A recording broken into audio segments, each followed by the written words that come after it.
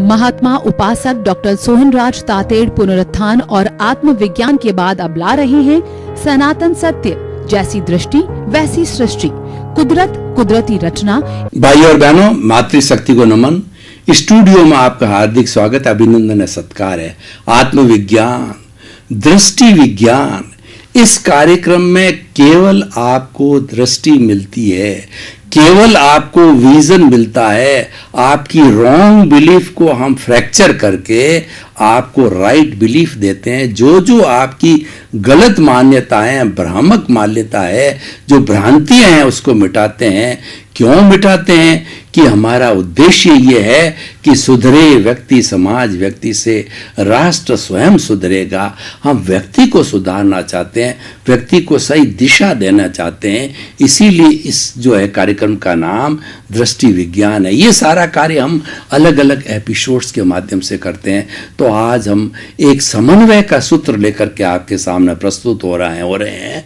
तो आज हमारा जो विषय है वो भौतिक जगत, आध्यात्मिक जगत। भाई और बहनों, हमारे जीवन में दो तरह के जगत है। जो हम खुली आंख से देखते हैं वो हमारा भौतिक जगत है, और बंद आंख से देखते हैं वो आध्यात्मिक जगत है। आंख वही है, लेकिन एक खुली है और एक बंद है, वही मेन डिफरेंस है, वो लाइन ऑफ डिमार्केशन है। तो पहले हम भौतिक जगत की बात करते हैं, फिर अध्यात्म की जगत की बात करेंगे, और फिर समन्वय की बात करेंगे। क्योंकि भौतिक और आध्यात्मिक जगत है, दोनों मिलकर के होलिस्टिक रिजल्ट लाते हैं, दोनों मिलकर के हमको मुक्ति की ओर ले जाते हैं, दोनों मिलकर के हमको ब्लिस देते हैं। ब्लिस का मतलब शाश्वत सुख देते हैं। ऐसा सुख कि उसके बाद में कोई दुख आए ही नहीं, अक्षय सुख, परमानेंट सुख। हमारा जो मुख्य उद्देश्य है वो ब्लिस की प्राप्ति करना है, और वो हम अलग अलग एपिसोड्स को जीवन में धारण करके करते हैं। भौतिक जगत इंद्रियों का जगत है। हमारी 5 इंद्रियां हैं, स्पर्शन, रसन, घ्राण, चक्षु, श्रोत्राणी, इंद्रियाणी। स्पर्श इंद्रिय के द्वारा जो हमारी चमड़ी है, उससे हम मुलायम खुरदरा जो है वो उसकी हम उसको प्राप्ति करते हैं, वो हमें अनुभव होता है। रसन के द्वारा हम स्वाद का अनुभव करते हैं, और घ्राण के द्वारा हम सुगंध दुर्गंध का अनुभव करते हैं। श्रोत के द्वारा जो है हम शब्द सुनते हैं, और चक्षु इंद्रिय के द्वारा हम देखते हैं। मैं आपको देख रहा हूं, ये चक्षु इंद्रियों का काम है। एक इंद्रिय एक समय में एक ही काम कर सकती है, और उसका दूसरा काम उससे नहीं हो सकता है। ये 5 इंद्रियों के 23 विषय है। ये सारा भौतिक जगत है। और भौतिक जगत के अंदर क्या होता है कि हमारा जीवन का जितना भी कार्य होता है, जितना भी हमारा आमोद है, प्रमोद है, रिश्ते हैं, नाते हैं, मनोरंजन है, ये सारा भौतिक जगत में होता है। ये इंद्रिय सुख कहलाता है। और खाली इस भौतिक जगत में रहने वाला व्यक्ति जीवात्मा कहलाता है। जीवात्मा का अर्थ होता है कि वो इंद्रिय सुख में ही रहता है, वह अतीन्द्रिय में नहीं जाता। अतीन्द्रिय का जगत है, वो दूसरे जगत की हम बाद में चर्चा करेंगे। और ऐसा व्यक्ति जो है वह स्वार्थ की चेतना में रहता है, जीवात्मा होता है। स्वार्थ की चेतना क्या होती है कि मैंने पिया, मेरे बैल ने पिया, कुआं डहे तो डहे। वो स्वार्थी व्यक्ति, स्वार्थ की चेतना वाला मात्र जो ये चिंतन करता है, मेरा घर भर जाना चाहिए, मुझे सुख मिले, मेरे को कोई दुख ना मिले, दूसरे की मुझे कुछ नहीं है। और कई तो ऐसे नेगेटिव लोग होते हैं कि अपने 100 रुपए के भले के लिए सामने वाले का भले ही लाख रुपए का जो है वो नुकसान हो जावे, तो भी उसमें उसको कष्ट की अनुभूति नहीं होता। ये नेगेटिव थिंकिंग होती है। तो इसलिए कहने का मतलब ये है कि ये सारा जो है जगत जो हम जी रहे हैं, सुबह से शाम तक, जन्म लेने से मृत्यु तक, जो हमारा उदय भाव है, प्रारब्ध भाव है, वो सारा भौतिक जगत है। और ये भौतिक जगत में घटित होता है, ये हम पीछे से लेकर के आए हैं। इस सिद्धांत को समझना चाहिए।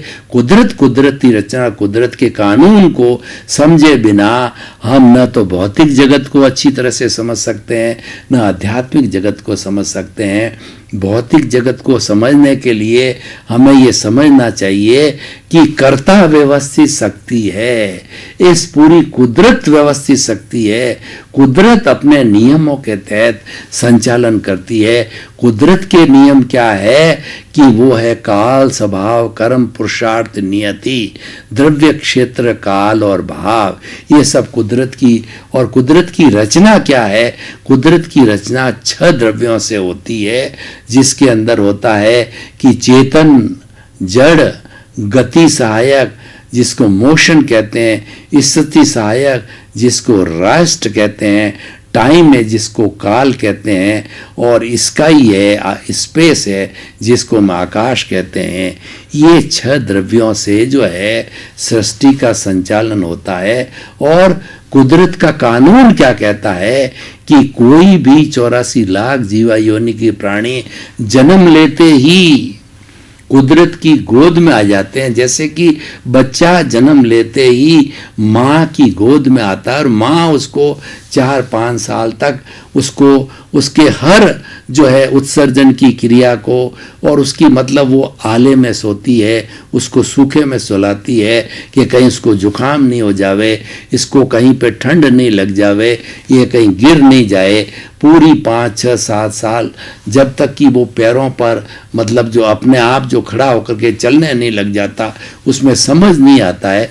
तो उसी तरह से प्रकृति जन्म से मृत्यु तक जो है अपने हाथ में लेती है संचालन, और वो संचालन करती है पृथ्वी, जल, अग्नि, वायु और आकाश। इन 5 तत्वों से हर प्राणी जन्म लेता है, इन 5 तत्वों से भरण पोषण करता है, और इन 5 तत्वों से मन, वचन, काया की हर क्रिया करता है जीवन भर। और अल्टीमेटली जब राम नाम सत्य होता है तो 5 भूत का पुतला 5 भूत में विलीन हो जाता है। पृथ्वी में, जल जल में, अग्नि में, वायु में, आकाश के अंदर जाकर के विलीन हो जाती है। तो भाई और बहनों, भौतिक जगत में ये देखना चाहिए कि जब जन्म होता है तो जन्म होते ही जो है वो ठप्पा मार दिया जाता है। जैसे मैं मेरी बात करूं, मेरा जन्म हुआ तो जो है लोगों ने मिलकर के, मेरे परिवार वालों ने कहा कि ज्योतिषी से पूछ के तेरा जो है वो ग्रह नक्षत्र के अनुसार नाम दे दिया सोहन राज। तो मैं जिंदगी भर मेरा नाम का परिचय देता रहूँगा, सोहन राज। उसके बाद के अंदर जो है हम, जैसे मेरे माता पिता जो है जैन धर्म की मान्यता वाले हैं, तो धर्म वाले, धर्म गुरु, साधु, सन्यासी या समाज वाले लोग आए, उन्होंने कहा कि तुम तो जैनी हो, तो इसलिए सोहन राज जैन बन गया। उसके बाद के अंदर जो है वो हमारा जो है वो जो हमारी जाति वाले आए कि तुम्हारे माता पिता ओसवाल है, तो सोहन राज तातेड़ तुम्हारी ओसवाल गोत हो गई और जैन तुम्हारा धर्म हो गया। ये सारा बाह्य जगत का हमको सिखा के गए, और जीवन भर मैं बोलता रहता हूँ सोहन राज, तातेड़ और जो है जैन धर्म की मान्यता वाला एक ये फॉर्मेट बन गया। तो ये हमारा सारा जो है बाह्य जगत है। माता वही पिता, वही भाई बहन जो पिछले जन्म में मैंने जैसे कॉज डाले, जैसी प्रतिष्ठा की, जैसी प्रतिष्ठित आत्मा को जन्म दिया, वही चीज, वही मन वचन काया की सारी बैटरी जीवन भर खुलती रहती है। जो पिछले जन्म में चार्ज किया था वो इस जन्म के अंदर भाव, कर्म, द्रव्य, कर्म के रूप में बदल करके डिस्चार्ज चलता रहता है, और हमारा ये भौतिक जगत का कारवां जीवन भर चलता रहता है। कई नए लोग जुड़ते हैं और कईयों से अनबन होती है, राग द्वेष का जीवन चलता रहता है। ये सारा हमारा भौतिक जगत है। अब हम भीतर जाते हैं। भीतर जाने के लिए क्या कुछ हमको प्रयोग करना पड़ता है, कि हमारी दोनों ही भ्रकुटियां हैं, उसके बीच में आज्ञा चक्र है, दर्शन केंद्र है। तो अपने ये अभी मेरे पास समय नहीं है इतना कि मैं आपको प्रयोग कराऊं, तो कायोत्सर्ग विधि बताता हूं। कायोत्सर्ग करके, शिथिलीकरण करके, पूरे शरीर को जो है ढीला छोड़ करके, कायोत्सर्ग करने के बाद में दोनों नथुनों के बीच के अंदर श्वास को आते जाते को देख करके, श्वास को शिथिल करके, शरीर शिथिल, श्वास शिथिल, फिर जो हमारा ये जो आज्ञा चक्र दर्शन केंद्र है, वहां पर बाहर से जो है परमाणु जो है लाल रंग के खींच करके चमकते हुए, और यहाँ पर गोला बनाया दर्शन केंद्र। ये पिनियल ग्रंथि का केंद्र है, ये आज्ञा चक्र है, ये दर्शन केंद्र है, ये भीतर जाने का केंद्र है, ये प्रभु से मिलाप करने का केंद्र है। एक ऐसा केंद्र है कि इसी से हम भीतर जाते हैं तो जल्दी जा सकते हैं, दूसरे केंद्र से भीतर जाना बहुत कठिन है। तो हम इस जो आज्ञा चक्र से भीतर भीतर भीतर भीतर जाते रहे।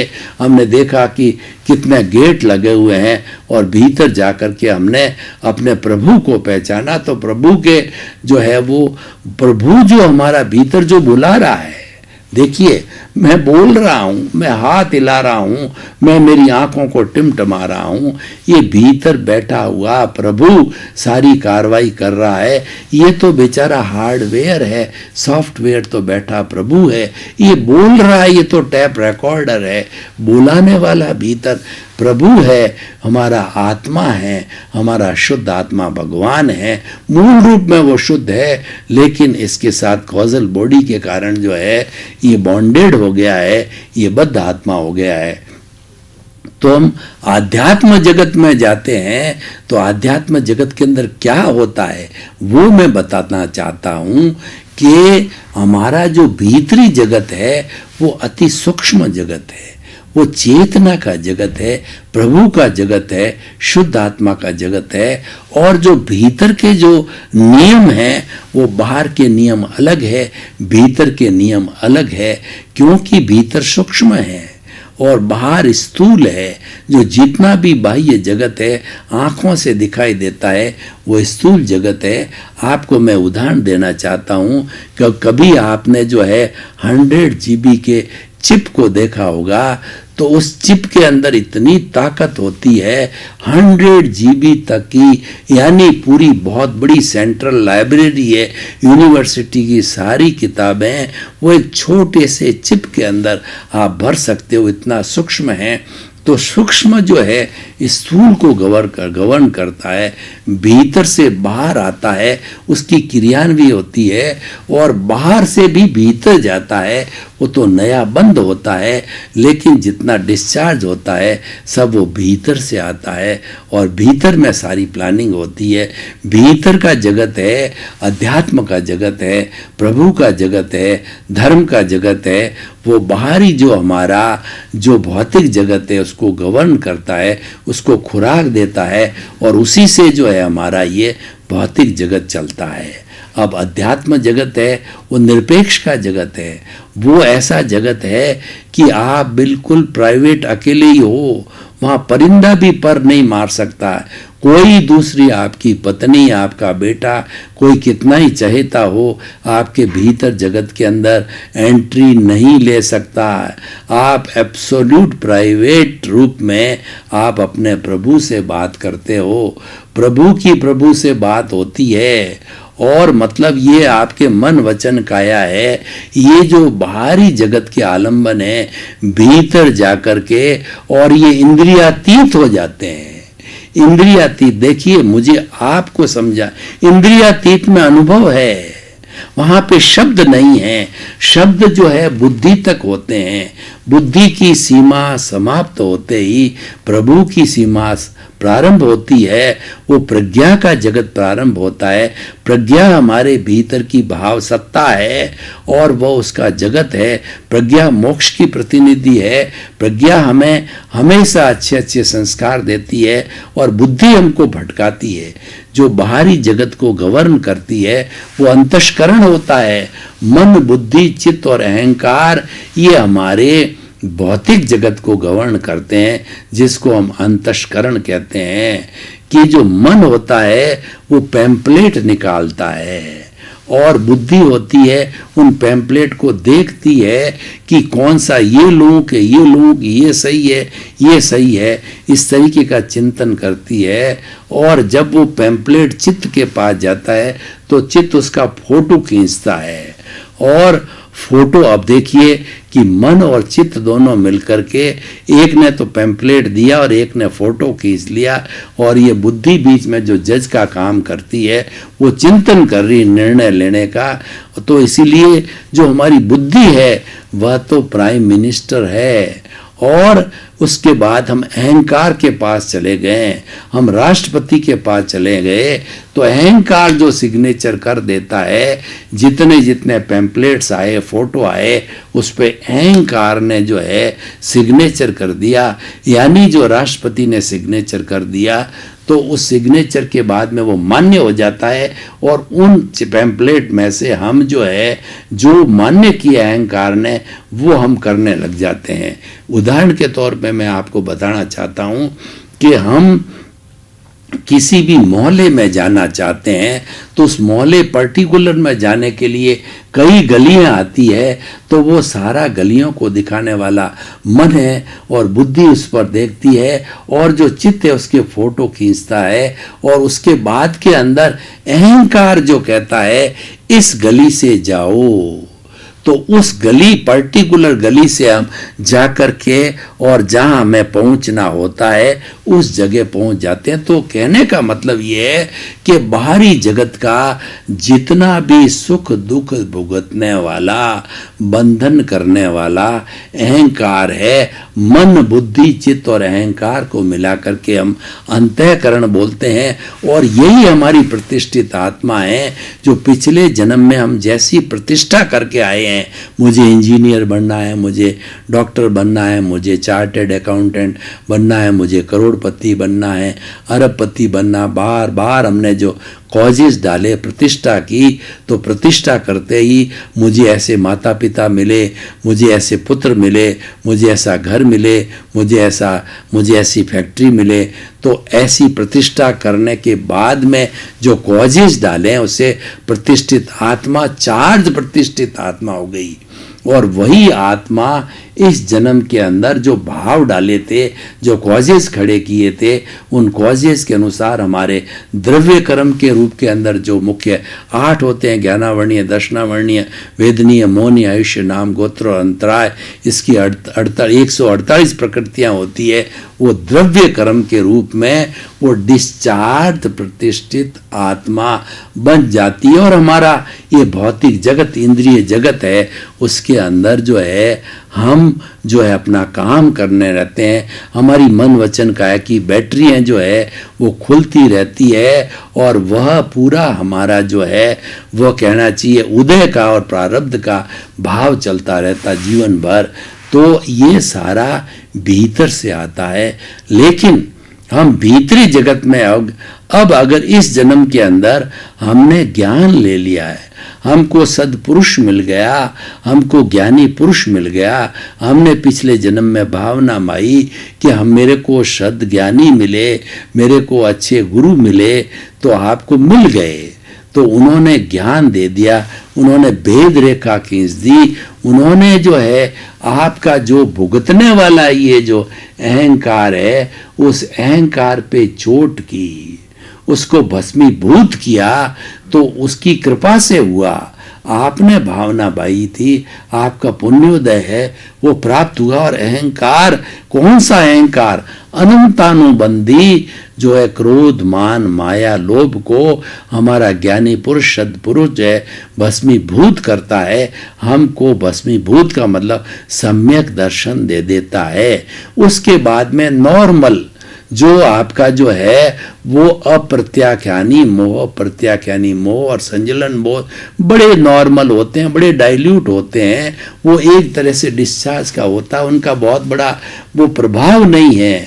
तो वो बहुत बड़ा फुफकारने वाला प्रभाव नहीं है, तो वो रहते हैं, तो वो एक तरह से डिस्चार्ज के रूप के अंदर वो काम करते हैं। और डिस्चार्ज जो हमारा जितना भी होता है वो बर्फ़ की सीला की तरह होता है, वह सारा धीरे धीरे धीरे पिघलता रहता है। यानी हम भौतिक जगत के अंदर उसको प्रारब्ध और पुण्य के रूप में भुगतते रहते हैं और बर्फ़ की सीला की तरह पिघलता रहता है। तो भाइयों और बहनों, अध्यात्म का जगत, अब मैं मूल पॉइंट पे आता हूँ, निष्कर्ष पे, वो दृष्टि विज्ञान है।